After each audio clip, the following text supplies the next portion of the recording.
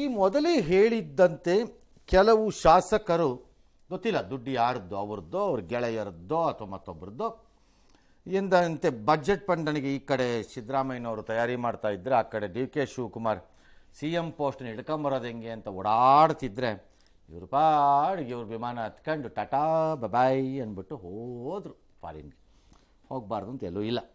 ಸುಮಾರು 10ಕ್ಕೂ ಹೆಚ್ಚು MLAಗಳು MLCಗಳು ಇವತ್ತು ರಾತ್ರಿ ವಿಮಾನನ ಹತ್ತಿದ್ದಾರೆ. ಅಂದರೆ ಇವತ್ತು ನಾಳೆನೋ ಇನ್ನೊಂದು ತಂಡ ಹೋಗುತ್ತಂತೆ ಆಸ್ಟ್ರೇಲಿಯಾ ನ್ಯೂಜಿಲೆಂಡ್ಗೆ. ಮಾರ್ಚ್ ಮೊದಲ ವಾರದಲ್ಲಿ ವಾಪಸ್ ಬರ್ತಾರಂತೆ. ಒಂದು 15 ದಿನ ಹೆಚ್ಚು ಕಡಿಮೆ ಈಚೆ ಆಚೆ 12 ದಿನ 15 ದಿನ. ಮೂಲಗಳ ಪ್ರಕಾರ ವೆಂಕಟೇಶ್ ಸಚಿವರು ವೆಂಕಟೇಶ್ ಟೂರ್ ಪ್ಲಾನ್ ಆಗಿತ್ತಂತೆ. ಆದರೆ ಕೊನೆ ಕ್ಷಣದಲ್ಲಿ ಅವರು ನನ್ನ ಕೈಲಿ ಆಗಲ್ರಪ್ಪ ಅಂತೇಳಿ ಪ್ರವಾಸದಿಂದ ದೂರ ಉಳಿದಿದ್ದಾರಂತೆ. ಸರಿ, ಯಾರೋ ಒಬ್ರು ಉಳ್ಕೊಂಡ್ರು, ಯಾರೋ ಒಬ್ರು ಹೋದರು. ಕೆಲವರು ಫ್ಯಾಮಿಲಿ ಕರ್ಕೊಂಡು ಹೋಗಿದ್ದಾರಂತೆ, ಕೆಲವರು ಫ್ಯಾಮಿಲಿ ಇಲ್ಲಿ ಬಂತೆ. ಪಕ್ಷದ ಶಾಸಕರ ಪ್ರವಾಸ ಲೋಕಲ್ ವಿಚಾರ CM DCM ಮಾತಾಡ್ತಾರೆ ಅಂತ ಖರ್ಗೆ ಹೇಳಿದ್ದಾರೆ. ನನಗೆ ಯಾವ ಮಾಹಿತಿ ಇಲ್ಲ. ವೈಯಕ್ತಿಕ ವಿಚಾರ ಇದೆಯೋ ಅಥವಾ ಯಾರಾದ್ರೂ ಕಳಿಸುತ್ತಿದ್ದಾರೋ ಯಾರಾದರೂ ಸ್ಪಾನ್ಸರ್ ಮಾಡ್ತಿದ್ದಾರೋ ಗೊತ್ತಿಲ್ಲ ಅಂತ DK ಶಿವಕುಮಾರ್ ಹೇಳ್ಕೊಂಡಿದ್ದಾರೆ. ಅದು ಸುಮ್ಮನೆ ಯಾರನ್ನೋ ಚುಚ್ಚಕ್ಕೆ ಎಂದಿನಂತೆ. ನನಗೆ ಗೊತ್ತಿಲ್ಲ ಅವನು ಕಚಡ ಕೆಲಸ ಮಾಡಿದ್ದಾನೋ ಇಲ್ಲವೋ, ನನಗೆ ಗೊತ್ತಿಲ್ಲ, ತಿಳ್ಕೋಬೇಕು. ಅವನು ಇಡಿಯಟ್ ಥರ ಬಿಹೇವ್ ಮಾಡ್ತಿದ್ದಾನಾ ಅಂತ ಅನುಮಾನ ಬರೋ ಥರ ಆಗಿ ನನಗೆ ಗೊತ್ತಿಲ್ಲ, ತಿಳ್ಕೋಬೇಕದು ಅಂತ ಅಂದಂಗಿದೆ. ಇನ್ನು CMಗೆ ಹೇಳಿಲ್ಲ, DKಗೆ ಯಾಕೆ ಹೇಳಲಿ ಅಂತ ಪುಟ್ಟರಂಗ ಶೆಟ್ಟರ್ ಕೇಳಿದ್ದಾರೆ.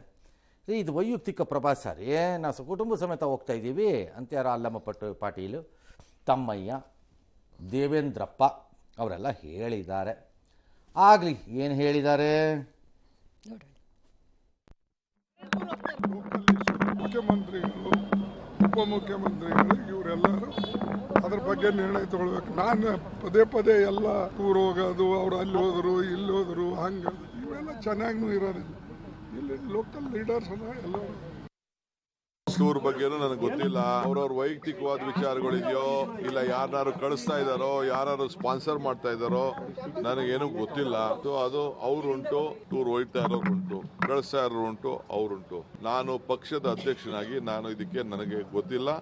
ನಾನು ಇದಕ್ಕೆ ಇಂಟರ್ಫಿಯರ್ ಆಗುತ್ತೆ. ನಾನು ಯಾಕೆ ಮಾಡಿ ಅವ್ರವ್ರ ದುಡ್ಡು ಅವ್ರು ಹೋಗ್ತಾರಪ್ಪ. ನನ್ನೂ ಕರೆದಿದ್ರು ಅವ್ರು ಹೋಗುವಾಗ. ನಾನು ಮೊದಲು ಬರ್ತೀನಿ ಅಂತ ಹೇಳಿದ್ದೆ. ಈಗ ನಾನು ಹೋಗ್ತಾ ಇಲ್ಲ ಅಷ್ಟೇ. ನನಗೆ ಈ ಟೈಮ್ ಇಲ್ಲ, ಹೋಗೋಕ್ಕಾಗಲ್ಲ. ಈಗ ಬಜೆಟ್ ಬರ್ತಾ ಇದೆ. ಸಿದ್ದರಾಮಯ್ಯನವ್ರಿಗಾಗಲಿ DK ಶಿವಕುಮಾರ್ ಅವ್ರಿಗಾಗಲಿ ಯಾದಕ್ಕೂ ಇದು ಸಂಬಂಧ ಇಲ್ಲ. ಅವರವರು ಸ್ನೇಹಿತರೆಲ್ಲ ಸೇರಿಕೊಂಡು ಚರ್ಚೆ ಮಾಡಿಕೊಂಡು ಒಟ್ಟಾಗಿ ಹೋಗೋಕೆ ತೀರ್ಮಾನ ಮಾಡ್ಕೊಂಡು ಹೋಗ್ತಾ ಇದ್ದಾರೆ. ಡಿಪಾರ್ಟ್ಮೆಂಟ್ ಕಳಿಸ್ತಾನೆ ಇಲ್ವಲ್ಲ. ನಾನು ಹೋಗ್ತಾ ಇಲ್ಲ ಅಷ್ಟೇ. ನಾವು ಎಂಜಾಯ್ ಮಾಡಕ್ ಹೋಗಾರಲ್ಲ. ನಾವು ಅಗ್ರಿಕಲ್ಚರ್ ಮತ್ತೆ ಅನಿಮಲ್ ಹಸ್ಬೆಂಡ್ರಿ ಬಜೆಟ್ ಬಂದ್ರೆ ನಾನು ಬಜೆಟ್ ಮಾಡ್ತೀನಿ. ಸಿದ್ದರಾಮಯ್ಯ ಅವ್ರ ಮಂಡ ಹತ್ರ ಬರ್ತೀವಿ. ಹೈಕಮಾಂಡ್ ಅನುಮತಿ ಯಾತಕ್ಕೆ ಬೇಕು ನಾವು ಹೋಗೋದಕ್ಕೆ? ನಾವು CMಗೆ ಹೇಳಿಲ್ಲ, ಇನ್ನು DK ಶಿವಕುಮಾರ್ಗೆ ಹೇಳ್ತೀವಿ. ಸರ್, ಇಲಾಖೆಯಿಂದ ಹೋಗ್ತಿರೋದು ವೈಯಕ್ತಿಕವಾಗಿ ಸುಮಾರು 2 ತಿಂಗಳ ಕೆಳಗಡೆನೆ ಫಿಕ್ಸ್ ಆಗಿರೋಂಥದ್ದು. ಹಾಗಾಗಿ ಆ ಪ್ರವೇಶ ಹೊರಟಿರೋದು ನಿಜ. ಇವರು ಟೀಕೆಗೂ ಮತ್ತು ನಾವು ಯಾವುದೇ ಬಣ ಮತ್ತೊಂದು, ನಾವು ಕಾಂಗ್ರೆಸ್ಸಿಗರಷ್ಟೇ. ವಿಷಯ ಆದಂಥವನು ದೇಶ ಸುತ್ತಬೇಕು, ಕೋಶ ಓದಬೇಕು ಅನ್ನೋ ನಿಟ್ಟಿನಲ್ಲಿ ನಾವು ಹೋಗ್ತಾ ಇದ್ವಿ. ನನಗೆ ಗೊತ್ತಿರೋ ಪ್ರಕಾರ 20 ಶಾಸಕರ ಮೇಲೆ ಹೋಗ್ತಾರಂತ. ಆಸ್ಟ್ರೇಲಿಯಾ ನ್ಯೂಜಿಲೆಂಡ್ ಮಾರ್ಚ್ 3ಕ್ಕೆ ರಿಟರ್ನ್. ದೇಶ ಸುತ್ತಬೇಕು, ಕರೆಕ್ಟಾಗಿ ಫಾಲೋ ಮಾಡ್ತಿದ್ದಾರೆ ದೇವೇಂದ್ರಪ್ಪನವರೇ. ಕೋಶ ಓದಬೇಕು ಅನ್ನೋದನ್ನು ಏನೇನು ಓದಿದ್ದೀರಿ ಮಾಡಿದ್ರಿ ಅಂತ ಒಂಚೂರು ನನಗೂ ಹೇಳಿದ್ರೆ ಚೆನ್ನಾಗಿರುತ್ತೆ. ಹೋಗಿ ಬಂದಮೇಲೆ ಅಲ್ಲ, ಸುತ್ತೋದು ಸರಿ, ಓದೋದು ಯಾವ MLA ಓದ್ತಾ ಇದ್ದಾರೆ? ಯಾರೂ ಓದ್ತಿಲ್ಲ. ಕಾಂಗ್ರೆಸ್ ಶಾಸಕರು ನನ್ನ ಪ್ರಕಾರ ಖರ್ಗೆ ಸೀನಿಯರು ಇದಕ್ಕೆ ಜವಾಬ್ದಾರಿ ತೊಗೊಳ್ದೇ ಇರೋದು ಸರಿ. ಜೂನಿಯರ್ಗೆ ಹೇಳಿದ್ರೆ ಅವ್ರು ಹೇಳ್ಕೋತಾರೆ ಏನು ಹೇಳಬೇಕೋ ಅದನ್ನು. ಓಕೆ, ಅವರೇ ಎಲ್ಲ ರೆಸ್ಪಾನ್ಸಿಬಿಲಿಟಿ ತಗೋತಾ ಇದ್ದಾರೆ. ಸಿಂಪಲ್ ಅಪ್ಪ. ಸುಮ್ಮನೆ ಪ್ರಿಯಾಂಕರ್ಗೆ ಒಂದು ಅದಕ್ಕೊಂದು ಏನದು ನೋಡಪ್ಪ ಅದು ಅಂತಂದ್ರೆ ಅವ್ರು ಏನು ರೆಸ್ಪಾನ್ಸ್ ಮಾಡಬೇಕು ಅದಕ್ಕೆ ಮಾಡ್ಕೋತಾರೆ. CM DCM ಅಂದಿದ್ದಾರೆ ಸರ್. CM DCM ಯಾವ ಲೆಕ್ಕ ಪ್ರಿಯಾಂಕ ಖರ್ಗೆ ಮುಂದೆ? ಅವ್ರಿಗಿಂತ ಟಾಪ್ ಅವರಿಬ್ಬರು ಯಾರ್ರಿ? ಅವರಿಬ್ಬರು ಪುಟ್ಟರಂಗ ಶೆಟ್ಟಿ ಚಾಮರಾಜನಗರದ ಶಾಸಕರು ಈ ಪಟ್ಟಿಯಲ್ಲಿದ್ದಾರೆ. ಮಾತಾಡ್ತಿದ್ರು. AR ಕೃಷ್ಣಮೂರ್ತಿ ಕೊಳ್ಳೇಗಾಲದವರು, ಅಂದರೆ ಕ್ಷೇತ್ರ ಹೇಳ್ತಿರೋದು. HD ತಮ್ಮಯ್ಯ ಚಿಕ್ಕಮಗಳೂರಿನವರು. ಓಕೆ, ಆಗಲಿ ತೊಂದರೆ ಇಲ್ಲ. ದೇವೇಂದ್ರಪ್ಪ ಜಗಳೂರಿನವರು, BM ನಾಗರಾಜ್ ಸಿರಗುಪ್ಪ, ಹಂಪನಗೌಡ ಬಾದರ್ಲಿ ಸಿಂಧನೂರು, ಬಸನಗೌಡ ದದ್ದಲ್ ರಾಯಚೂರು, ಯಶವಂತರಾಯಗೌಡ ಪಾಟೀಲ ಇಂಡಿ ಶಾಸಕರು, ಅಲ್ಲಮಪ್ರಭು ಪಾಟೀಲ್ ಕಲಬುರಗಿ. ಅದೇ ರೀತಿ MLCಗಳು ವಸಂತಕುಮಾರ್, ಶರಣಗೌಡ ಬಯ್ಯಾಪುರ ಮತ್ತು D ತಿಮ್ಮಯ್ಯ. ಇಷ್ಟು ಜನ ವಿಮಾನವನ್ನು ಹತ್ತಿದ್ದಾರೆ ಅಂತ ಸುದ್ದಿ. ಸರ್ ಈ ಕ್ಷೇತ್ರಗಳ ಜನ ಇದು ವೈಯಕ್ತಿಕವಾದಂತಹ ಪ್ರವಾಸ ಅಂತ ಅವ್ರು ಹೇಳಿರೋದ್ರಿಂದ ಅವ್ರ ಇಷ್ಟ, ಅವ್ರ ವೈಯಕ್ತಿಕ ಹೋಗ್ಬೋದು, ಅವ್ರು ಅದೇನು ಬೇಕಾದ್ರೂ ಮಾಡ್ಕೋಬೋದು. DK ಹೇಳೋ ಪ್ರಕಾರದಲ್ಲಿ ಸ್ಪಾನ್ಸರ್ ಆಗಿದ್ದರೆ ಸ್ಪಾನ್ಸರ್ ಆಗಿದ್ದರೂ ಅದು ಅಕ್ರಮವಾದಂತಹ ಮಾರ್ಗದಲ್ಲಿ ಇನ್ಯಾವುದೋ ಸರ್ಕಾರಿ ಲಾಭ ಪಡೆಯಲು ಯಾವನಾದರೂ ಸ್ಪಾನ್ಸರ್ ಮಾಡಿದರೆ ಸರಿ ಇಲ್ಲವೇ ಹೊರತು ಯಾರು ಫ್ರೆಂಡ್ಸ್ ಒಬ್ರಿಗೊಬ್ರು ಸ್ಪಾನ್ಸರ್ ಮಾಡಿದರೆ ತಪ್ಪು ಅಲ್ಲ. ಓಕೆ, ಅದು ನನ್ನ ಪ್ರಕಾರದಲ್ಲಿ ಅಲ್ವಾ. ಈಗ DK ಎಲ್ಲ ಫಾರಿನ್ ಟೂರ್ಗೆ ಹೋಗ್ತೀರಿ, ಅಲ್ಲಿ ಯಾರೋ ಒಬ್ಬರು ಬಂದು ನಿಮ್ಮನ್ನೆಲ್ಲ ಕರ್ಕೊಂಡು ಹೋಗೋದು ಮಾಡೋದು ಓಡಾಡಿಸೋದು ಎಲ್ಲ ಮಾಡ್ತಾರೆ. ಯಾಕೆ ಮಾಡಿದ್ರು ಅವರು? ನೀವು ಯಾಕೆ ಮಾಡಲಿಲ್ಲ, ನೀವು ಯಾಕೆ ಖರ್ಚು ಮಾಡಲಿಲ್ಲ ಅಂತೆಲ್ಲ ಅಂದರೆ ಸ್ಪಾನ್ಸರ್ ಇದ್ರೂ ಇರಬಹುದು. ಮತ್ತು DK ಶಿವಕುಮಾರ್ಗೆ ಚೆನ್ನಾಗಿ ಗೊತ್ತಿದೆ ಇದಕ್ಕೆ ಯಾರು ದುಡ್ಡು ಕೊಟ್ಟಿರಬಹುದು, ಯಾರು ಕಳಿಸಿರಬಹುದು, ಅಥವಾ ಯಾರು ದುಡ್ಡು ಹಾಕ್ಕೊಂಡು ಹೋಗಿರಬಹುದು, ಅಥವಾ ಯಾರು ಹಾಕ್ಕೊಂಡು ಹೋಗಿಲ್ಲ. ಹಿಂದೆ ಎಲ್ಲ ಮಾಡೆಲ್ನಲ್ಲಿ ಏನಿತ್ತು ಅಂತಂದರೆ, ಇಲ್ಲ ಒಬ್ಬ ಪ್ರಭಾವಿ ರಾಜಕಾರಣಿ ದುಡ್ಡು ಕೊಡ್ತಿದ್ರು, ಇಲ್ಲ ಒಬ್ಬ ಪ್ರಭಾವಿ ಉದ್ಯಮಿ ಯಾರೋ ಒಬ್ಬ ದುಡ್ಡು ಕೊಡ್ತಿದ್ದ, ಇಲ್ಲ ಯಾರೋ ಒಬ್ಬ ಕಾಂಟ್ರಾಕ್ಟ್ರು ಫ್ಯೂಚರ್ ಅಡ್ಜಸ್ಟ್ಮೆಂಟ್ಗೆ ದುಡ್ಡು ಕೊಡ್ತಿದ್ದ. ಈ ಥರದವ್ರು ಕಳಿಸ್ತಿದ್ದಿದ್ದು ಪದ್ಧತಿಪ. ಅದನ್ನು ವೈಯಕ್ತಿಕ ಅಂತ ಹೇಳ್ತಿದ್ರು.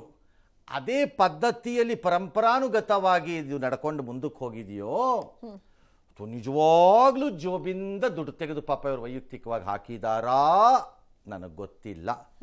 ಬೇಕಿದ್ರೆ IT ಇಲಾಖೆ BJP ಅವ್ರದ್ದು ಅಂಗೈ ಮುಷ್ಟಿ ಒಳಗಡೆ ಇರೋದ್ರಿಂದ ಇವ್ರದ್ದು ಅಕೌಂಟ್ ಇದ್ದ ಅದಕ್ಕೆಲ್ಲ ದುಡ್ಡು ಹೋಗಿದೆಯಾ ಇಲ್ವ ಅಂತ ಬೇಕಾದ್ರೆ ಬ್ಯಾಂಕಿಂಗ್ ಮೂಲಕ ಚೆಕ್ ಮಾಡ್ಕೋಬಹುದು. ಯಾವುದೇ ನಿರೀಕ್ಷೆಗಳಿಲ್ಲದೆ ಯಾರಾದರೂ ಒಬ್ಬರನ್ನ ಇಬ್ಬರನ್ನ ಕಳಿಸೋದು ಓಕೆ ಸರ್, ಒಂದು ಅಷ್ಟು ಜನರನ್ನ ಕಳಿಸ್ಬೋದು. ಕೆಲವು ಸರಿ ಲೀಡರ್ಗಳು ಸಂತೋಷಕ್ಕೆ ಹೋಗಿ ಬಂದ್ರೆ ಎಲ್ಲ ಒಂದು ರೌಂಡು ಅಂತ ಕಳಿಸ್ಬೋದು. ಓಕೆ, ಈಗ ಯಾವ ನಿರೀಕ್ಷೆ ಇಟ್ಕೊಂಡು ನಮ್ಮ ಆಫೀಸಲ್ಲಿ ಕಳಿಸಿದ್ವಿ ನಾವೆಲ್ಲ? ರಾಜಕಾರಣದಲ್ಲಿ ಯಾರ್ದಾರೋ ಆಗಲಿ ಏನು ನಿರೀಕ್ಷೆ, ಕೆಲವು ಸರಿ ನಿರೀಕ್ಷೆ ಇಲ್ಲದಿರಬಹುದು, ಇರಲೂಬಹುದು ನಿರೀಕ್ಷೆ, ನಾನು ಇದೆ ಅಂತ ಹೇಳಿಲ್ಲ. ಆದರೆ ಇದು ಬಹಳ ದೊಡ್ಡದಾದ ರಾಜಕೀಯ ಜೊತೆ ಸೇರ್ಕೊಂಡಿದೆ ಅಂತ ನನಗೆ ಅನ್ನಿಸ್ತಿಲ್ಲ. ಏನೋ ಪ್ಲಾನ್ ಆಗಿದೆ, ಆಗ್ಬಿಟ್ಟಿದೆ. ಇನ್ನೇನೋ ಐಡಿಯಾ ಇಟ್ಕೊಂಡು ಪ್ಲಾನ್ ಆಗಿದೆ, ಅದು ಬಿದ್ದೋದ್ಮೇಲೆ ಇನ್ನೆಂಗೋ ಪಾಸ್ ಆಗ್ಬಿಟ್ಟಿದೆ ಅಷ್ಟೇ. ಇದು ಹೋಗೋಣ ಅಷ್ಟಾಗಿರಬೇಕು ಅಂತ ನಾನು ಅನ್ಕೋತಾ ಇದ್ದೀನಿ. ಇಲ್ಲಿ ಬಣಗಳು ಅಂತ ಏನಾದರೂ ಕಾಣಿಸ್ಬಿಟ್ಟಿದ್ರೆ ಬಹುಶಃ ಇದಕ್ಕೊಂದು ಅರ್ಥ. ಬಣಗಳು ಬಂದಿದ್ರೆ ಆಗ ಕನ್ಸಾಲಿಡೇಟ್ ಮಾಡ್ತಿದ್ದಾರೆ, ತಮ್ಮ ಗ್ರೂಪನ್ನು ಎಷ್ಟಿದ್ದೀವಿ ತೋರಿಸ್ತಿದ್ದಾರೆ, ಅಥವಾ ತಮ್ಮ ಶಕ್ತಿ ಪ್ರದರ್ಶನವನ್ನು ಮಾಡ್ತಿದ್ದಾರೆ ಅಂತಿವೆಲ್ಲ ಬರ್ತಿತ್ತು. MLAಗಳನ್ನ ಕರ್ಕೊಂಡೋಗಿ ರೆಸಾರ್ಟಲ್ಲಿ ಕೂರಿಸ್ಕೊಂಡು ಲೆಕ್ಕಾಚಾರ. ಹಾಗಿದ್ದಂಗಿಲ್ಲ. ಇಲ್ಲಿ ಕೆಲವರು ಯಾರೋ ಅದೇ ನಾನು ಹೇಳ್ತಾ ಇದ್ದಲ್ಲ, ಕ್ಷೇತ್ರದ ಜನ ನಿಮ್ಮ ಈ ಘನತೆ ವೆತ್ತ ಹೈನಸ್ಗಳಾಗಿರುವಂತಹ ಶಾಸಕರುಗಳು, ಶ್ರೀ ಹೈನಸ್ಗಳಾಗಿರುವಂತಹ ಈ ಶಾಸಕರುಗಳು ನಿಮಗೆ ತೃಪ್ತಿಯಾಗಿ ಕೆಲಸ ಮಾಡಿದ್ದಾರೆ. ಅವರು ಪಾಪ ಒಂದಿಷ್ಟು ರಜೆಯನ್ನು ತೆಗೆದುಕೊಂಡು ಈ ರೀತಿ ಹೋಗಿ ಬರೋದಕ್ಕೆ ಯೋಗ್ಯರಿದ್ದಾರೆ ಅಂತ ಅನ್ಸಿದ್ರೆ ಸರಿ. ಇಲ್ಲ ಅವರು ಅಯೋಗ್ಯರಿದ್ದಾರೆ, ಅವರು ಕಚಡಗಳು, ಅವ್ರು ಏನೂ ಕೆಲಸ ಮಾಡಿಲ್ಲ, ಮಾಡದೇ ಮಜಾ ಮಾಡಕ್ಕೆ ಹೋಗಿದ್ದಾರೆ ಅಂತ ಅನ್ಕೊಂಡಿದ್ರೆ ಅದು ನಿಮ್ಮ ಇಷ್ಟ, ನಿಮ್ಮ ತೀರ್ಮಾನ ಮಾಡ್ಕೊಳ್ಳಿ, ಕ್ಷೇತ್ರ ಜನಕ್ಕೆ ಬಿಡಬೇಕು. ಆದರೆ ಈ DK ಬೆಂಬಲಿತ ಶಾಸಕರೊಬ್ರು ಯಾರೋ ಇನ್ಯಾರೊಬ್ರು, ಇದು ಬಜೆಟ್ ಟೈಮಲ್ಲಿ ಇವರೆಲ್ಲ ಹೋಗ್ಬಾರ್ದಾಗಿತ್ತು. MLAಗಳಿಗೂ ಬಜೆಟ್ಗೂ ಸಂಬಂಧ ಇಲ್ಲ. ಹಬ್ಬಬ್ಬ ಅಂದರೆ ಹೋಗೋರೊಂದು ಮನವಿ ಪತ್ರ ಕೊಟ್ಟು CMಗೆ ಅಥವಾ ಫೈನಾನ್ಸ್ ಮಿನಿಸ್ಟರ್ ಯಾರಿರ್ತಾರೋ ಅವ್ರಿಗೆ, ನನ್ನ ಕ್ಷೇತ್ರದಲ್ಲಿ ಇದೆಲ್ಲ ಆಗಬೇಕು, ಒಂಚೂರು ಹಾಕ್ಕೊಡಿ ಸರ್ ಬಜೆಟಲ್ಲಿ ದಯವಿಟ್ಟು ಅಂತ ಕೇಳ್ಕೋಬೋದೇ ಹೊರತು ಇನ್ಯಾವ ಸಂಬಂಧನೂ ಇಲ್ಲ ಅವ್ರಿಗೆ. ಮತ್ತೆ ಇನ್ನೊಬ್ರು ಯಾರೋ ಶಿವಗಂಗಾ ಯಾರೋ ಶಾಸಕರು ಯಾರೋ ಹೇಳಿದವರು, ಮಂತ್ರಿಗಳ ಇವ್ರು ಯಾರು ಶಾಸಕರೆಲ್ಲ ಹೋಗ್ಬಾರ್ದಾಗಿತ್ತು ಬಜೆಟ್ ಟೈಮಲ್ಲಿ. ಅದು ಬಜೆಟ್ ಮಾಡ್ತಿರೋ ಟೈಮ್. ಬಜೆಟ್ಗೂ ಶಾಸಕರಿಗೂ ಏನು ಸಂಬಂಧ ಮಿಸ್ಟರ್ ಶಾಸಕ? ಅಲ್ಲಪ್ಪ, ನಿಮ್ಮ ನಾಯಕರಾಗಿರುವ DK ಶಿವಕುಮಾರ್ ಬಜೆಟ್ ಮೀಟಿಂಗಿಗೆ ಹೋಗ್ಲಿಲ್ವಲ್ಲಪ್ಪ, ಇನ್ನು MLA ನೀನು ಕೇಳ್ತೀಯಪ್ಪ ನೀನು ಅಂತ ಯಾರು ಕೇಳ್ಬಿಟ್ರೆ ಗೊತ್ತಿಲ್ಲ, ನಾನು ಕೇಳ್ತಾರೋ ಇಲ್ವೋ. Yes, okay. ಇನ್ನು ನಾಯಕತ್ವ ವಿಚಾರ ಪ್ರಸ್ತಾಪ ವೇಳೆ ಸಚಿವ ಎಚ್.ಸಿ. ಮಹದೇವಪ್ಪ ಪ್ರಸ್ತಾಪ ಮಾಡಿರುವಂತಹ ಬೀದಿ ನಾಯಿ ವಿಚಾರ ಕಾಂಗ್ರೆಸ್ನಲ್ಲಿ ತೀವ್ರ ಚರ್ಚೆಗೆ ಗ್ರಾಸವಾಗಿದೆ. ನಾಯಕತ್ವ ವಿಷಯ ಬಂದಾಗ ಬಾಲವೇ ನಾಯಿಯನ್ನು ಅಲುಗಾಡಿಸಿದ್ರೆ ಹೇಗೆ ಅಂತ ಸಚಿವರು ಪ್ರಶ್ನೆ ಮಾಡಿದ್ರು. ಇದಕ್ಕೆ ಮಹದೇವಪ್ಪ ಹೇಳಿಕೆಗೆ ಪ್ರತಿಕ್ರಿಯಿಸಲು ನಿರಾಕರಿಸಿರುವಂತಹ DK ಶಿವಕುಮಾರ್, ನಾನು ಸಿದ್ದರಾಮಯ್ಯ ಮಲ್ಲಿಕಾರ್ಜುನ ಖರ್ಗೆ ಅವರು ಏನ್ ಮಾತನಾಡಿದ್ದೀವಿ ಗೊತ್ತಿದೆ, ನಾನೇನು ಕದ್ದು ಮುಚ್ಚಿ ಮಾತನಾಡಿಲ್ಲ, ಸಿದ್ದರಾಮಯ್ಯ ಅವರೇ ಸೂಕ್ತ ಸಮಯದಲ್ಲಿ ಹೇಳ್ತಾರೆ ಅಂತ CM ಹೆಗಲಿಗೆ ಹಾಕಿದ್ರು. ಮಹದೇವಪ್ಪಗೆ DK ಸಹೋದರ DK ಸುರೇಶ್ ತಿರುಗೇಟ್ ಕೊಟ್ಟು, ಕಟ್ಟ ಕಾಂಗ್ರೆಸ್ಸಿಗರು ಯಾರು ಬೀದಿ ನಾಯಿಯಲ್ಲ, ಬೀದಿ ನಾಯಿಯಾಗಿ ನಾಯಿಗಳು ನಿಯತ್ತಾಗಿರುವಂತಹ ಪ್ರಾಣಿ, ನಾಯಿ ಮನುಷ್ಯರಿಂದ ಅಲ್ಲ ಅಂದ್ರು. ಅತ್ತ ಡಿಕೆ ಆಪ್ತ ಶಾಸಕ ಶಿವಗಂಗಾ ಬಸವರಾಜ್ ಮಾತನಾಡಿ, ಮಹದೇವಪ್ಪ ಬೀದಿ ನಾಯಿ ಪದ ಬಳಕೆ ಮಾಡಿದ್ದು ಸರಿಯಲ್ಲ, ಆದರೆ ಸಿಎಂ ಆಪ್ತ ಶಾಸಕ ರಾಜಣ್ಣ ಮಾತ್ರ ಯಾವ ಬದಲಾವಣೆಗಳು ಆಗೋದಿಲ್ಲ, ಇಂಥ ಬಹಳಷ್ಟು ಪ್ರವಾಸ ನಾನು ಮಾಡಿದ್ದೀನಿ ಅಂತ ಹೇಳಿದರು. ಉತ್ತರ ಕೊಡಕ್ಕೆ ನಾನು ತಯಾರಿಲ್ಲ. ನಾನು ಹಿಂದೆ ಹೇಳಿದ್ದೀನಿ, ನಮ್ಮ ನಾಯಕತ್ವದ ವಿಚಾರ ನಾನು, ಸಿದ್ದರಾಮಯ್ಯನವರು ಮತ್ತು ಹೈಕಮಾಂಡ್ ನಾವೆಲ್ಲ ಸೇರಿ ತೆಗೆದುಕೊಂಡಿರುವಂತ ಒಂದು ತೀರ್ಮಾನ. ಆ ತೀರ್ಮಾನ ಏನಿದೆ ಅನ್ನೋದು ಟೈಮ್ ಬಂದಾಗ ಉತ್ತರ ಸಿಗ್ತದೆ. ಇದೇನು ಕದ್ದು ಮುಚ್ಕೊಂಡು ಇಬ್ರು ಗುಟ್ಟು ವ್ಯವಹಾರ ಏನಿಲ್ಲ. ಇಲ್ಲಿ ಸಿದ್ದರಾಮಯ್ಯನವರೇ ಟೈಮ್ ಅಲ್ಲಿ ಏನ್ ಅದಕ್ಕೆ ಉತ್ತರ ಹೇಳಬೇಕು ಅದನ್ನ ಜನಕ್ಕೆ, ರಾಜ್ಯದ ಜನಕ್ಕೆ ಸಂದೇಶ ಕೊಡ್ತಾರೆ. ಕಟ್ಟ ಕಾಂಗ್ರೆಸ್ಸಿಗರೆಲ್ಲರೂ ಕೂಡ ನಿಯತ್ತಿನ ನಾಯಿಗಳೇ ಹೊರತು ಬೀದಿ ನಾಯಿಗಳಲ್ಲ.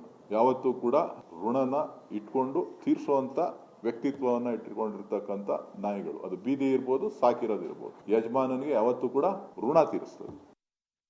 ಅವ್ರು ಹಿರಿಯರಿದ್ದಾರೆ, ಆ ಥರ ಎಲ್ಲ ಪದಗಳು ಬಳಕೆ ಮಾಡಬಾರ್ದು. ಅವ್ರು ಯಾವ ವಿಷಯದ ಬಗ್ಗೆ ಮಾತಾಡಿದ್ರೆ ಗೊತ್ತಿಲ್ಲ. ಡಿ ಕೆ ಸಾಹೇಬ್ರ ಫಾಲೋವರ್ಸ್ ಇರ್ಬೋದು, ಸಿದ್ದರಾಮಯ್ಯ ಫಾಲೋವರ್ಸ್ ಇರ್ಬೋದು, ಅಥವಾ ಕಾಂಗ್ರೆಸ್ ಶಾಸಕರ ಬಗ್ಗೆ ಮಾತಾಡಿದ್ರೆ ಅದು ಸರಿ ಅಲ್ಲ. ಈಗ ಬೀದಿ ನಾಯಿಗೆ ಶಾಸಕರು ಹೋಲಿಸಿದ್ರೆ ಅವರು ಒಬ್ರು ಶಾಸಕರಲ್ವಾ, ಮತ್ತು ಅವ್ರನ್ನೂ ಸೇರಿಸಿ ಅನ್ಕಂದ್ರೆ ಗಾಜಿನ ಮೇಲೆ ಕೂತ್ಕೊಂಡು ಕಲ್ಲು ಹೊಡೆದಂಗೆ ಆಗ್ತದೆ. ಯಾವುದೇ ರಾಜಕೀಯದ ಸೂಕ್ಷ್ಮತೆ ಮತ್ತೆ ಯಾವುದೇ ಒಂದು ಬದಲಾವಣೆಗಳು ಏನಾದ್ರು ಆಗ್ತವೆ ಅಂತ ತಿಳ್ಕೊಂಡಿದ್ರೆ ಅದೆಲ್ಲ ಶುದ್ಧ ಸುಳ್ಳು. ಈಗಾಗಲೇ ಬಜೆಟ್ ಮಾಡ್ತಿಲ್ಲೇನ್ರಿ? ಬಜೆಟ್ ಮಾಡ್ತಾರೆ ಅಂದ್ರೆ ಅವ್ರಿಗೆ ಕಾನ್ಫಿಡೆನ್ಸ್ ಇರೋದಿಲ್ವಾ? ಈಗಾಗಲೇ ಯಥಾಸ್ಥಿತಿನೇ. ಜೀನಿ ಸ್ಲಿಮ್ ತಗೊಳಕ್ಕೆ ಸ್ಟಾರ್ಟ್ ಮಾಡಿದ್ನೋ ಅವಾಗ ಮಂತ್ಲಿ ಪೀರಿಯಡ್ಸ್ ಆಗ್ತಾ ಇದೀನಿ. PCOD ಪ್ರಾಬ್ಲಮ್ ನಾರ್ಮಲ್ ಆಗಿದೆ, ಥೈರಾಯ್ಡ್ ನಾರ್ಮಲ್ ಆಗಿದೆ. ಪೀರಿಯಡ್ಸ್ ಎಲ್ಲ 6 ಮಂತ್ ಆದ್ರೂ ಆಗ್ತಾ ಇದ್ದಿಲ್ಲ, ಇವಾಗ ರೆಗ್ಯುಲರ್ ಪೀರಿಯಡ್ಸ್ ಆಗ್ತಾ ಇದೆ. ಜೀನಿ ಸ್ಲಿಮ್ ನ ಯೂಸ್ ಮಾಡಿ 8 ತಿಂಗಳಲ್ಲಿ 55 kg ಸಣ್ಣ ಆಗಿದ್ದಾರೆ. ಜೀನಿ ಸ್ಲಿಮ್ ತಗೊಳ್ಳಿ, ಬೇಗ ಸಣ್ಣ ಆಗ್ತೀರಾ, ಫ್ಯಾಟ್ ಲಾಸ್ ಆಗ್ತದೆ. ಜೀನಿ ಸ್ಲಿಮ್ ನ ಯೂಸ್ ಮಾಡಿ 100% ಯಾವುದೇ ಸೈಡ್ ಎಫೆಕ್ಟ್ ಇಲ್ದಂಗೆ ಸಣ್ಣ ಆಗ್ತೀರಾ. ಬಜೆಟ್ ಮಾಡಿಬಿಟ್ರು ಅಂದ ತಕ್ಷಣ ಅದೇನು ರಕ್ಷಾ ಕವಚ ಅಲ್ಲ, ಕಂಟಿನ್ಯೂಡ್ ಅನ್ನಕ್ಕೆ ಆಮೇಲೂ ಕಿತ್ತಾಕ್ಬೋದು, ಅದು ಬೇರೆ ವಿಚಾರ. ಬಜೆಟ್ ಮಾಡಿಬಿಟ್ರೆ ಏನು ರಕ್ಷಾ ಕವಚ ಅಲ್ಲ. ಮಿಸ್ಟರ್ ರಾಜಣ್ಣ ಅವ್ರಿಗೆ ಯಾರು ಹೇಳಬೇಕು, ಅಷ್ಟಕ್ಕೆ ಬದಲಾವಣೆ ಅಲ್ಲ ಅನ್ನೋ ಥರನೂ. ಕಟ್ಟ ಕಾಂಗ್ರೆಸ್ಸಿಗರೆಲ್ಲ ನಿಯತ್ತಿನ ನಾಯಿಗಳು ಅಂದ್ರೆ ಇದೇನು ಮೂಲ ವಲಸಿಗ ಅಂತಂದ್ರೆ ಏನು? ವಲಸಿಗರೆಲ್ಲ ಏನು ಅಂದ್ರೆ ಏನು? ಒಂದ್ ಕಡೆಯಲ್ಲಿ ನಿಯತ್ತಿನ ಪ್ರಾಣಿ ಅಂತ ಹೇಳ್ತಾರೆ. ನಿಯತ್ತಿನ ಪ್ರಾಣಿ ಕಟ್ಟ ಕಾಂಗ್ರೆಸ್ಸಿಗರು, ವಲಸಿಗರೆಲ್ಲ ನಿಯತ್ತಿಲ್ಲದ ನಾಯಿಗಳ. ಓಕೆ, ಯಾರದು? ಯಾರಿಗೆ ಹೇಳ್ತಿದ್ದಾರೆ? ಯಾರಿಗೆ? ಮತ್ತೆ ಈ ವಲಸಿಗ ನಿಯತ್ತಿಲ್ಲದ ನಾಯಿಗಳು ಬರೀ ಕರ್ನಾಟಕಕ್ಕೆ ಅಪ್ಲೈ ಆಗುತ್ತೋ, ಆಲ್ ಇಂಡಿಯಾಲೂ ಆಗುತ್ತೋ? ಎಲ್ಲ ಕಡೆ ಆಗ್ಬೇಕಲ್ಲ. ಹಾಗಾದ್ರೆ ಮುಂದೆ ಯಾವಾಗ್ಲಾರು ಹೇಳೋಣ ಯಾರ್ಯಾರು ವಲಸಿಗ ನಿಯತ್ತಿಲ್ಲದ ನಾಯಿಗಳು ಯಾವ್ಯಾವು ಅಂತ ಆಮೇಲೆ ಹೇಳೋಣ ಮುಂದಿನ ದಿನಗಳಲ್ಲಿ. D K Suresh cannot say that. ನನಗೆ ಗೊತ್ತಿಲ್ಲ ಈ ಮಾದೇವಪ್ಪ ನಾಯಿ ಅನ್ನೋ ಪದ ಯಾರಿಗೂ ಬಳಸಿದ್ದಾರೆ. ಫಸ್ಟ್ ಮಾದೇವಪ್ಪ ಕ್ಲಾರಿಫೈ ಮಾಡಬೇಕು. ನನ್ನ ಪ್ರಕಾರ ನಾಯಿ ಯಾರು, ಬಾಲ ಯಾರು ಅನ್ನೋದನ್ನ ಯಾರಿಗೆ ಹೇಳ್ತಿದಾರೋ? ಅವರು ಹೈಕಮಾಂಡೇ ಬಾಲ. ಕಾಂಗ್ರೆಸ್ ಸಿಕ್ಕಾಪಟ್ಟೆ ಪವರ್ಫುಲ್ ಆಗಿರೋದು ಕರ್ನಾಟಕದಲ್ಲಿ ಹೈಕಮಾಂಡಿಂದ ಅಲ್ಲ ಗೆದ್ದಿರೋದು ಅಂತ ನಾನು ಪದೇ ಪದೇ ಹೇಳ್ತಿರ್ತೀನಲ್ವಾ. ಹಾಗಾಗಿ ನಾವೇ ನಾಯಿ, ಹೈಕಮಾಂಡೇ ಬಾಲ ಇರ್ಬೋದೇನೋ. ರಿವರ್ಸ್. ಡಿ ಕೆ ಶಿವಕುಮಾರ್ ಬೆಂಬಲಿಗರೆಲ್ಲ ಬಾಲ, ಸಿದ್ದರಾಮಯ್ಯ ಅಂಡ್ ಗ್ಯಾಂಗ್ ಯಾರಿದ್ದಾರೆ ಅವರೆಲ್ಲ ಬಹಳ ಪವರ್ಫುಲ್ ಸ್ಟ್ರಾಂಗ್ ಪೀಪಲ್, ನಾಯಿ ಇರಬಹುದು. ಸಿದ್ದರಾಮಯ್ಯನವ್ರನ್ನ ಅಳ್ಳಾಡ್ಸಕ್ಕೆ ಹೋಗ್ತಾ ಇದ್ದಾರಲ್ಲ ಅಂತ ಈಗ ಯಾರು ಯತೀಂದ್ರ ಅವರೇ ಬಾಲ, ಹೈಕಮಾಂಡೇ ನಾಯಿ, ದೊಡ್ಡ ನಾಯಿ, ಮೂಲ ನಾಯಿ ಅದು ಅಂತಾನು ಇರ್ಬೋದು. ನಮಗೆ ಗೊತ್ತಿಲ್ವೇ. ಹಾಗಾಗಿ ಸ್ವಲ್ಪ ನಾಯಿ ರಿಸರ್ಚ್ ಮಾಡೋಣ, ಮುಂದೆ ಯಾವತ್ತರ ಗೊತ್ತಾದ್ರೆ ಹೇಳೋಣ. ಆಮೇಲೆ ಇದೇನು ಕದ್ದು ಮುಚ್ಚಿ ಇಲ್ಲ, ಸಿಎಂ ಹೇಳ್ತಾರೆ ಅಂತ ಹೇಳ್ತಾ ಇದ್ರು. ಅದನ್ನ ಅವ್ರ ಹೈಕಮಾಂಡಿಗೆ ಬೆನ್ನು ಮೂಳೆ ಅನ್ನೋದಿದ್ರೆ, ಮಾನ ಮರ್ಯಾದೆ ನಾಚಿಕೆ ಇಲ್ಲ ಇವ್ರ ಹೈಕಮಾಂಡಿಗೆ ಮತ್ತು ಕಾಂಗ್ರೆಸ್ಸಿಗೆ ಕರ್ನಾಟಕದ ವಿಚಾರದಲ್ಲಿ ಇದ್ದನ್ನು ನಾನು ಹೇಳಾಗಿದೆ. ಕರ್ನಾಟಕ ರಾಜ್ಯದ ಜನ ಅದನ್ನು ಗಂಭೀರವಾಗಿ ಪರಿಗಣಿಸ್ಕೊಳ್ಳಿ. ಲಜ್ಜೆಗೆಟ್ಟ, ನಾಚಿಕೆ ಇಲ್ಲದ, ಮರ್ಯಾದೆಗೆಟ್ಟ ಯಾವುದಾದ್ರು ಇದ್ದರೆ ಅದು ಕಾಂಗ್ರೆಸ್ ಹೈಕಮಾಂಡು ಕರ್ನಾಟಕದ ವಿಚಾರದಲ್ಲಿ ನಿಮ್ಮನ್ನು ಗೆಲ್ಲಿಸಿದ್ದಕ್ಕೆ ಕೊಡ್ತಿರೋಂತಹ ಅಸ್ಥಿರತೆಯ ಬಳುವಳಿ, ಒಂದು ತೀರ್ಮಾನ ಅದನ್ನು ಬಾಯಿ ಮುಚ್ಕೊಂಡು ಹೇಳಕ್ಕಾಗಿಯೋ ಅಯೋಗ್ಯರಾಗಿರುವಂತಹವ್ರುಗಳು ಯಾರ್ಯಾರು ಇದ್ದಾರೋ ನಂಗೆ ಗೊತ್ತಿಲ್ಲ, ಅದರಲ್ಲಿ ಯಾರ್ಯಾರು ಇದ್ದಾರೋ ಅವರು ಬಂದು ಬೇರೆಯವ್ರ ಬಗ್ಗೆ ಮಾತಾಡ್ತಾ ಇದ್ದಾರೆ, ಸಿಕ್ಕಾಬಟ್ಟೆ ಬುರುಡೆ ಬಿಟ್ಕೊಂಡು ದೇಶದಲ್ಲೆಲ್ಲ. ಜನ ಅದನ್ನು ಗಮನಿಸಬೇಕು ಸ್ವಲ್ಪ. ಯಾಕಂದರೆ ಇದಕ್ಕೆ ಯಾವ್ದಾದ್ರು ಒಂದು ಇತ್ಯರ್ಥ ಮಾಡೋ ಅಂಥ ತಾಕತ್ತಿಲ್ಲದೆ ಇದ್ದಿದ್ದು ಅದು ಯಾವ ಲಡಕಾಸಿ ಹೈಕಮಾಂಡ್. ಅದು ಸಾಸಿವೆ ಹಾಕಿದ್ರು ಸಿಡಿಯತ್ತ ಫ್ಯಾಟ್ ಹೈಟ್ ಹೈಟ್ ಫ್ಯಾಟ್ ಅಂತ ಬಾಂಡ್ಲೆನಲ್ಲಿ. ಇಷ್ಟು ಲಜ್ಗೆಟ್ಟವ್ರು ಅಂತ ಮಾನ ಮರ್ಯಾದೆ ಇಲ್ಲ, ನಿಮಗೆ ನಾಚಿಕೆಗಿಲ್ಲ ಅಂತ ಕಪ್ಪಾಳದ ಜನ ಹೊಡೆಯೋ ಲೆವೆಲ್ಗೆ ಬಂದಿದ್ರು ಸಿಡಿಯಲ್ಲ ನಾನು ಅನ್ನೋ ಹೈಕಮಾಂಡ್ ಏನಿದೆಯಾ? ಅದು ಹೈಕಮಾಂಡ? RSS ಬಗ್ಗೆ ವಿವಾದಾತ್ಮಕ ಹೇಳಿಕೆ ಕೊಡೋ ಮೂಲಕ ಪ್ರಿಯಾಂಕ ಖರ್ಗೆ ಮತ್ತೆ ಇದು ವಿದೇಶದಿಂದ ಫಂಡ್ ಬರ್ತಾ ಇದೆ ಡ್ಯಾಶ್ ರಿಜಿಸ್ಟರ್ ಆಗಲ್ಲ, ನಾವೇ ಕಾನೂನು ತನ್ನಿ. ಇದನ್ನೇ ನಾನು ಹೇಳೋದು. ಸುಮ್ಮನೆ ಫುಟ್ಪಾತಲ್ಲಿ ನಿಂತ್ಕೊಂಡು ಪಬ್ಲಿಸಿಟಿ ಸಿಗ್ತಾ ಇದೆ ಅಂತ ಮಾತಾಡೋದಲ್ಲ ಎಲ್ಲ ವಿಚಾರ. How many times Kharge junior is talking about is department and developments. ಮಾತೇ ಆಡಲ್ವಲ್ಲ ಅವರು, ಬರೀ ಇದೇ ಮಾತಾಡ್ತಾರಲ್ಲ. ಆಲ್ ರೈಟ್, ಮಾತಾಡಲಿ, ತಪ್ಪಲ್ಲ. ನಾನು ಹೇಳಿದ ಕಾನೂನು ತನ್ನಿ. Who stops you? ಆಗಲಿ. Who stops you? And if it is not in a proper way it will be challenged. ಹೌದು. ಆಮೇಲೆ ಅದಕ್ಕೆ ಏನು ಇತ್ಯರ್ಥ ಗೊತ್ತೋದು ಆಗುತ್ತಪ್ಪ. ಅವರು ರಿಜಿಸ್ಟರ್ ಆಗಲ್ಲ ಅಂದರೆ ನಾವೇ ಕಾನೂನು ತರ್ತೀವಿ. ಎಚ್ಚರಿಕೆ ಏನು ಕೊಡಬೇಕಾಗಿಲ್ಲ, ಯಾವನು ಹೆದರ್ಕೊಳ್ಳಲ್ಲ. ಅದಕ್ಕೆಲ್ಲ ಎಚ್ಚರಿಕೆ ಪಚ್ಚರಿಕೆ ಕೊಟ್ಕೊಳ್ಳಕ್ಕಿಲ್ಲಿ. ಫಸ್ಟು ಕಾಂಗ್ರೆಸ್ಗೆ ಯಾವನಾರೊಬ್ಬ ಎಚ್ಚರಿಕೆ ಕೊಡಬೇಕು, ಈ ದೇಶದಲ್ಲಿ ಉಳ್ಕೋತೀರಾ ಇಲ್ವಾ ನೋಡ್ಕೊಳ್ಳಿ ಅಂತ. ನಿಮ್ಮದೇ ಪ್ರಾಬ್ಲಮ್. ಇವತ್ತು DMK ಲೀಡರ್ಗಳು ಹೇಳಿದ್ದಾರೆ ತಮಿಳ್ನಾಡಲ್ಲಿ, ನಿಮ್ಮ ಯೋಗ್ಯತೆಗೆ 3 ಸೀಟ್ ಬರಲ್ಲ, ತಾಕತ್ತಿದ್ರೆ ಹೊರಗೋಗಿ ನೋಡ್ತೀವಿ ಅಂತ. ಅದು ಎಚ್ಚರಿಕೆ. ಅಸ್ಸಾಂನಲ್ಲಿ KPCC ಅಧ್ಯಕ್ಷ ಮಾಜಿ ಖಾಲಿ ಮಾಡ್ಕೊಂಡು ಹೋಗ್ಬಿಟ್ರ ಪಾರ್ಟಿ ಹೋಯ್ತಾ ಇದೆ ಅಂತ ಅಂತೆ. ಅದು ಎಚ್ಚರಿಕೆ. ಅದು ಇದೇನು ಎಚ್ಚರಿಕೆ? ತನ್ನಿ ಕಾನೂನು ಬಂದ್ಬಿಟ್ಟು ರಿಜಿಸ್ಟರ್ ನಿಮಗೆ ಒಂದು ನಿಯಮನ ಅಂತ ಅಲ್ಲ, ಯಾರಿಗೂ ಸಪ್ರೇಟ್ ನಿಯಮ ಇಲ್ಲ, ಕಾನೂನು ಎಲ್ಲರಿಗೂ ಒಂದೇನೆ. ಈ ಮಧ್ಯ BJP CT ರವಿ ಅವರೆಲ್ಲ ಯಾರಿಗೂ ವೈರಸ್ ಅಟ್ಯಾಕ್ ಸುಮ್ಮನೆ ಮಾತಾಡ್ತಿರ್ತಾರೆ ಅಂತ. ಪ್ರತಾಪ್ ಸಿಂಹ ಕಾಗೆಗಳು ಕಾಕ ಅನ್ನೋ ಥರ ಅವ್ರು ಮಾತಾಡ್ತಾರೆ ಅಂತ ಅವರೊಬ್ಬರು.